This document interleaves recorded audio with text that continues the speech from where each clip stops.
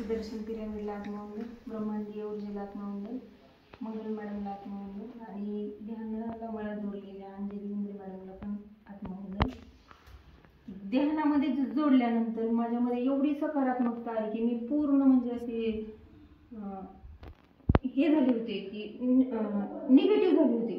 म्हणजे आता काहीच नाही आपल्या आयुष्यात, हेच माझ्या डोक्यात होतं.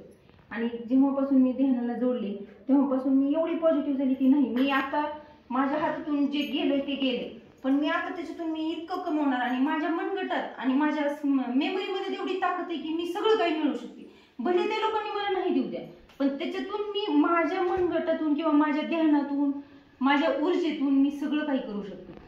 हे मी व्हिज्युअलाइज करायचे, बघायचे. त्याच्यानंतर की आणि अगोदर कसं व्हायचं की मला समोरचा देत नाही, त्याच्या विषयात वाईट विचार यायचे माझ्या डोक्यात आणि माझ्या विषयात पण वाईट विचार यायचे. पण आता तसं होत नाही. हा, नाही देत आहे ना तो, ठीक आहे, त्यांनी नाही देऊ द्या, पण मी काहीतरी करून किंवा कुठल्याही मार्गाने माझ्याकडे ते पैसे येणार आहेत. त्याच्यानंतर मग एक दिवशी मी मॅडमशी बोलले की मॅडमने मला इतकं व्यवस्थित काउन्सिलिंग केलं, इतकं छान सांगितलं की तुम्ही काय करायचं, की तुम्ही व्हिज्युअलाइज करा, त्यांना प्रेम द्या, त्याच्यातून की त्यांच्याकडूनच पैसे येतील असं नाही. आणि परवा तर आता त्यांना मॅडमनी मला असं म्हणजे एवढं सपोर्टिव्ह सांगितलं की म्हणलं की मॅडम आता तुम्ही दुसरीकडून तर समज तीच व्यक्ती तुम्हाला पैसे घेऊन येणार नाही, पण जादू झाली आणि तुम्हाला पैसे मिळाले. एवढंच म्हणायचं की जादू झाली आणि मला पैसे मिळाले. आणि खरंच मॅडमने म्हटल्याप्रमाणे माझं 25% टेन्शन त्या दिवशी माझं कमी झालं.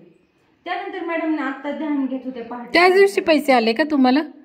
त्या दिवशी नाही. हा, टेन्शन कमी झाले. हा हा, बरं, टेन्शन. आणि ती लेडीज मला काय म्हणली माहिती का, की म्हणजे ती माझी मैत्रीणच, पण मला असं कधीच वाटलं नाही की ती मला पैशाचा सपोर्ट करेल. मग ती काय म्हणली माहिती का, की माझ्याकडे एवढे एवढे पैसे आहेत आणि मग तू हे पैसे तू वापर.